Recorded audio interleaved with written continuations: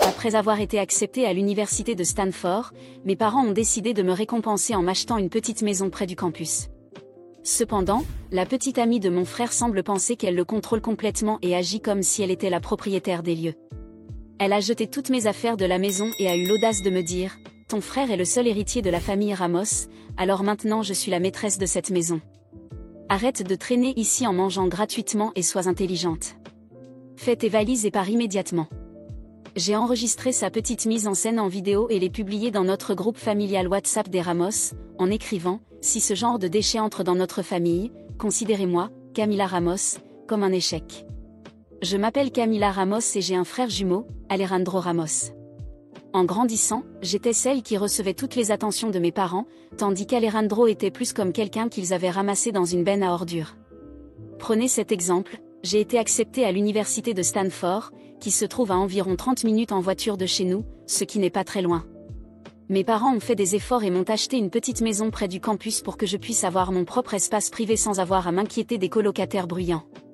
Il se trouve qu'Alejandro a également été accepté à Stanford, mais pour lui, mes parents ont dit « Les garçons sont bien dans les dortoirs, pas besoin d'espace privé, pas de complications. » Alejandro m'a pratiquement supplié les larmes aux yeux, et comme j'ai une affection particulière pour lui, j'ai accepté de lui laisser une chambre dans la maison. Bien que mes parents m'aient acheté la maison, je préférais toujours vivre dans les dortoirs avec mes amis, alors je suis restée sur le campus.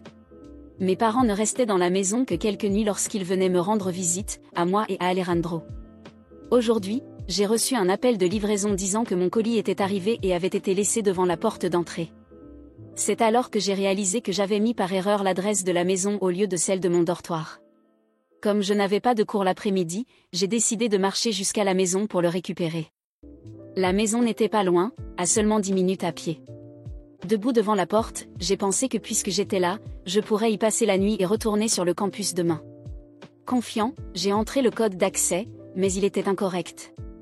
Sans y penser, j'ai essayé à nouveau. Après 3 tentatives infructueuses, toutes incorrectes, j'ai su que quelque chose n'allait pas. J'ai pris une photo du message d'erreur et l'ai envoyé dans le groupe familial des Ramos. Avant que je ne puisse écrire un message, Alejandro a appelé. La serrure est-elle cassée ou quelque chose comme ça? Pourquoi continue-t-elle d'afficher un mot de passe incorrect, ai-je demandé, frustré. Alejandro a hésité de l'autre côté de la ligne, semblant nerveux. Sœur, maman et papa ne sont pas en visite. Pourquoi es-tu soudainement à la maison? Il faisait une chaleur écrasante dehors et je commençais à m'énerver. Quel est le problème? Que se passe-t-il avec la serrure? Tu as changé le code? Sœur, ne te fâche pas. Nous étions sur le point de terminer le cours. Nous serons là dans quelques minutes. Attends un peu. Clairement terrifié à l'idée que je perde mon calme, Alejandro a raccroché précipitamment. Quel est le problème?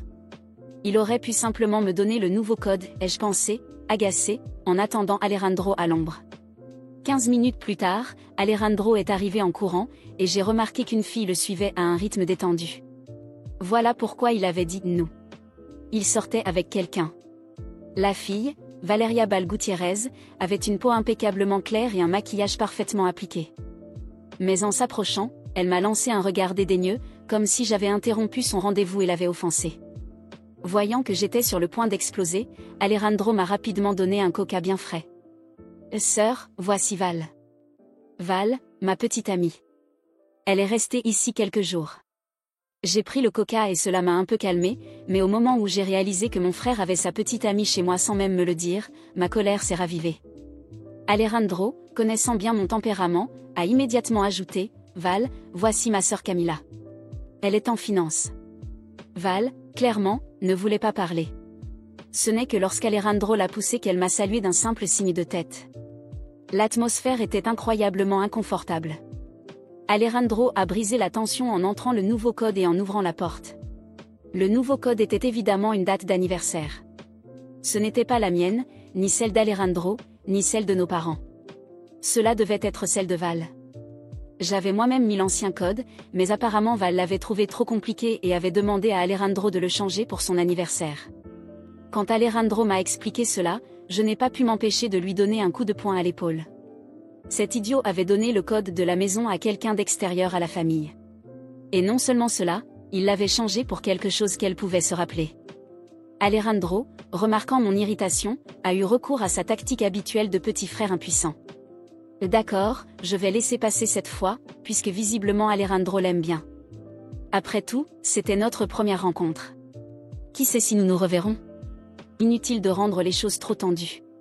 Mais dès que j'ai mis un pied dans le salon, j'ai été complètement choquée. Quelqu'un peut-il m'expliquer pourquoi tout était rose? J'avais engagé un décorateur d'intérieur pour créer un style élégant et minimaliste. Maintenant, les murs étaient couverts de tableaux et d'affiches de style campagnard de mauvais goût. Des décorations bon marché et dépareillées pendaient partout comme sorties d'une étagère de solde dans un magasin de rabais. J'ai avalé ma colère et suis entrée. Alejandro me suivait, mais restait silencieux. J'ai regardé l'escalier et vu mes livres éparpillés sur les marches. La table avait une tasse vide de nouilles instantanées. Un de mes livres de collection, à couverture rigide et chère, était en dessous, utilisé comme sous-verre. Ce qui m'a le plus énervé, c'est que la suite à l'étage, ma chambre, était devenue leur chambre. Le deuxième étage avait une salle de bain partagée, une suite principale avec dressing et salle de bain privée, qui était à l'origine la mienne. Maintenant, c'était un désastre total et ils avaient remplacé la literie par un ensemble d'un rouge criard et affreux. En examinant la scène, j'ai vu que ma coiffeuse, qui était remplie de ma collection de produits de soins de la peau et de maquillage, était maintenant presque vide. Où sont toutes mes affaires, ai-je demandé, en pointant le mur désormais vide où mes parfums et rouges à lèvres étaient autrefois bien rangés. As-tu mangé mon rouge à lèvres? As-tu utilisé mon parfum pour un bain moussant? J'ai regardé Alejandro calmement, ce qui ne l'a rendu que plus nerveux. Quand je suis vraiment en colère, je reste silencieuse. Quand j'étais petite, j'avais un lapin comme animal de compagnie. Un parent distrait l'a tué et m'a trompé pour que je le mange. Calmement, j'ai pris une bouchée du lapin, puis j'ai pris une batte de baseball et suis allée chez eux, détruisant tout ce que je pouvais. Pendant les 3 mois suivants, je leur rendais visite chaque mois pour casser quelque chose de nouveau, jusqu'à ce qu'ils finissent par déménager.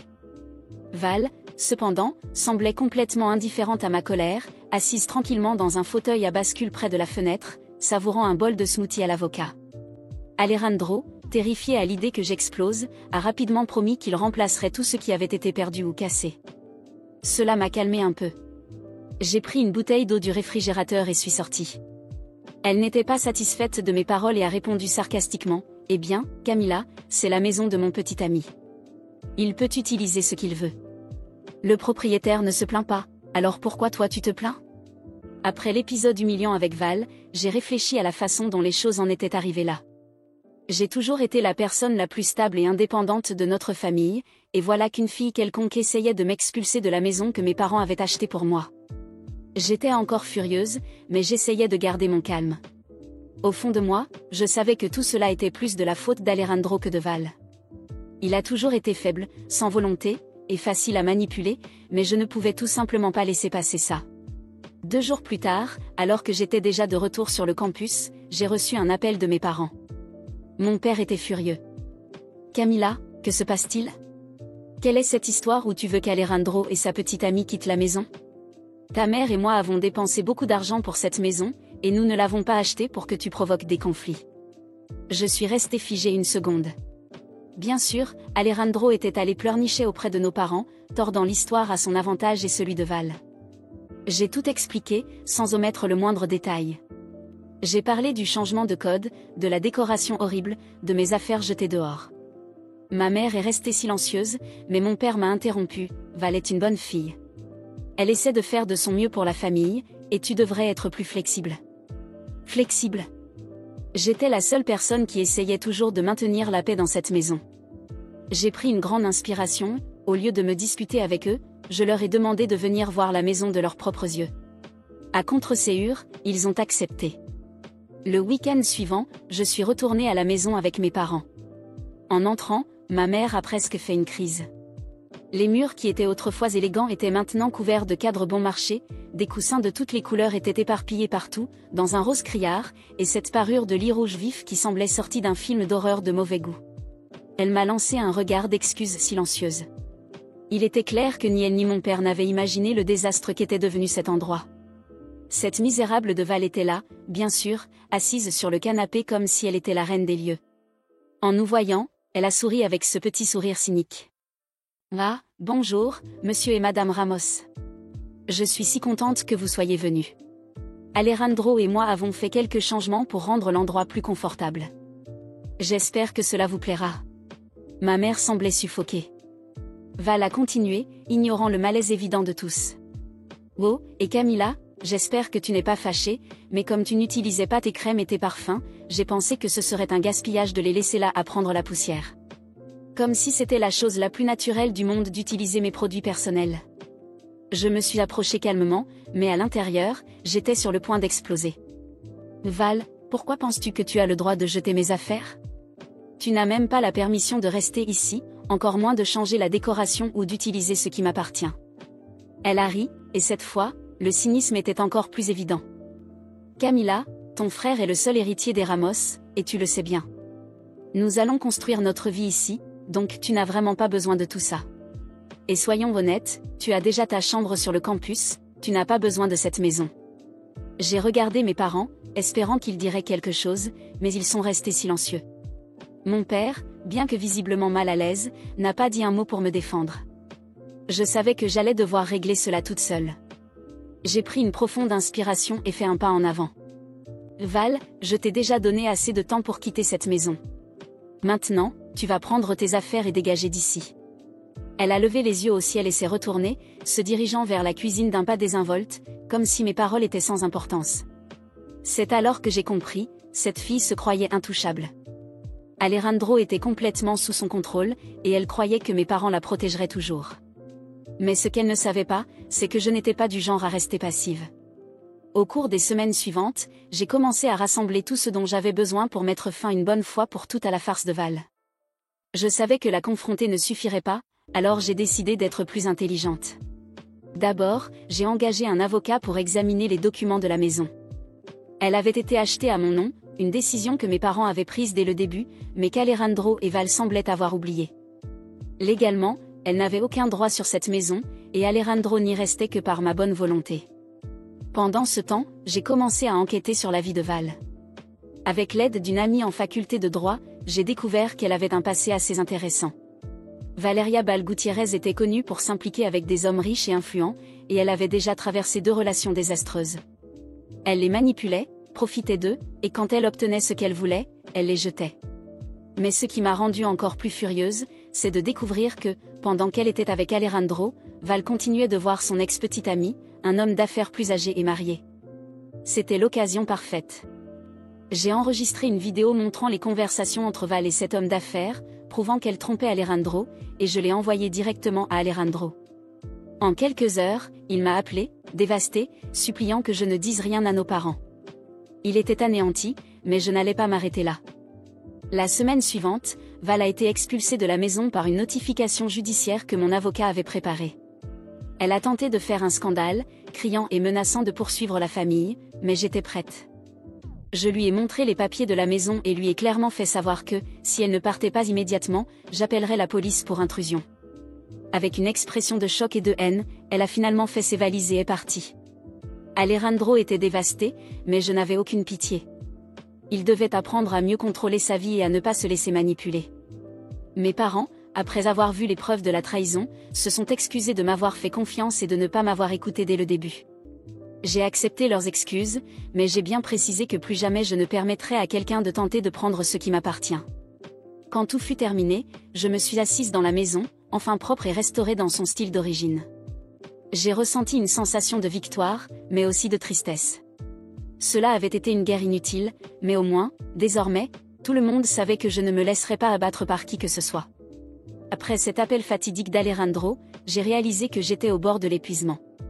Pendant des mois, je me suis forcée à croire que les choses étaient enfin sous contrôle, que je pouvais continuer ma vie sans que les drames des autres ne m'entraînent vers le bas.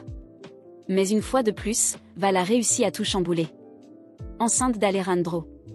La nouvelle m'a frappée comme une vague inattendue, brisant le calme que j'avais réussi à construire. Les jours suivants, c'était comme si un brouillard couvrait mon quotidien. J'allais en cours, j'assistais aux conférences, mais mon esprit était ailleurs, en train de traiter la situation. Val, la même femme qui avait déjà détruit ma maison et mon environnement, était maintenant sur le point de devenir une présence constante dans la vie de ma famille. Et, comme si cela ne suffisait pas, elle revendiquait quelque chose qui ne pourrait jamais lui appartenir, la moitié de la maison que mes parents avaient achetée pour moi. Alejandro, encore une fois, était à la merci des manipulations de Val. Il m'a dit que le processus avait déjà commencé. Val, avec toute son astuce, n'a pas perdu de temps. Elle l'a rejeté, comme on se débarrasse d'un vieux jouet, et s'est concentrée uniquement sur l'argent. Ce qui importait maintenant pour elle, c'était de garantir la pension, ce qu'elle a, bien sûr, obtenu. Le test ADN a confirmé que l'enfant était bien d'Alejandro, et il s'est retrouvé piégé dans une situation dont il ne pourrait jamais sortir sans se sacrifier financièrement. Malgré la colère que je ressentais face à toute cette situation, je me suis forcée à rester à l'écart. Chaque partie de moi voulait crier, la confronter à nouveau, montrer à Val qu'elle ne gagnerait pas cette fois. Mais je me suis alors souvenu d'une leçon importante, j'avais déjà fait assez. J'avais déjà mené ces batailles. Ce n'était pas ma responsabilité de corriger les erreurs d'Alejandro. Le procès a été long et épuisant. Val, avec son style calculateur, a exigé chaque centime qu'elle pouvait soutirer d'Alejandro, affirmant que l'enfant avait droit à tout ce qu'il pouvait offrir. Alejandro, quant à lui, était dévasté, non seulement par la situation, mais aussi par le fait qu'il s'était fait manipuler depuis le début. Il a essayé de me parler plusieurs fois, demandant de l'aide, des conseils, mais ma réponse a toujours été la même, ce n'est plus mon problème. Pendant ce temps, je me concentrais entièrement sur mes études. Je savais que c'était le seul chemin qui me mènerait loin de ce chaos. J'ai commencé à m'appliquer davantage dans mes cours, à me dévouer à mes projets. J'ai commencé à construire une vie qui n'appartenait qu'à moi, sans l'ombre des erreurs d'Alejandro ou des manipulations de Val. Les mois qui ont suivi le procès ont été un mélange de libération et de solitude. Couper les liens avec tout le monde n'a pas été facile. Mes parents étaient déçus, principalement parce qu'ils voulaient garder la famille unie d'une manière ou d'une autre, mais je ne pouvais plus me permettre de rester au milieu du champ de bataille entre Alejandro et Val.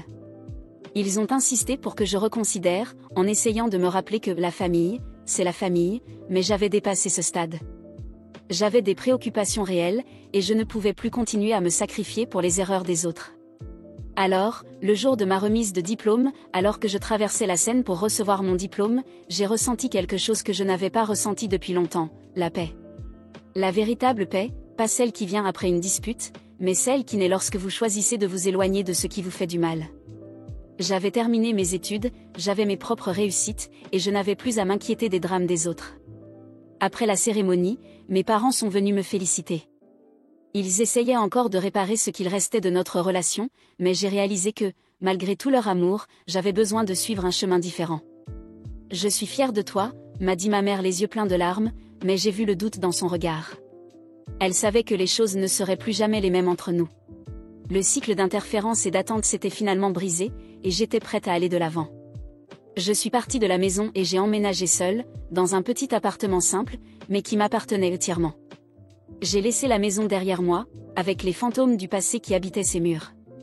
Alejandro ? Je n'avais plus de contact avec lui. Il est resté piégé dans la situation avec Val, qui se consacrait désormais à lui soutirer chaque centime possible à travers la pension.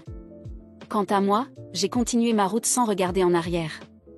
Il fut un temps où je me sentais responsable des autres, croyant que, d'une manière ou d'une autre, je pourrais résoudre les problèmes de tout le monde. Mais la vérité, c'est que la vie est bien trop courte pour porter les bagages des autres. J'avais mes propres batailles à mener, mes propres réussites à atteindre. Et si Alejandro voulait continuer à commettre les mêmes erreurs, il resterait pris dans sa propre toile.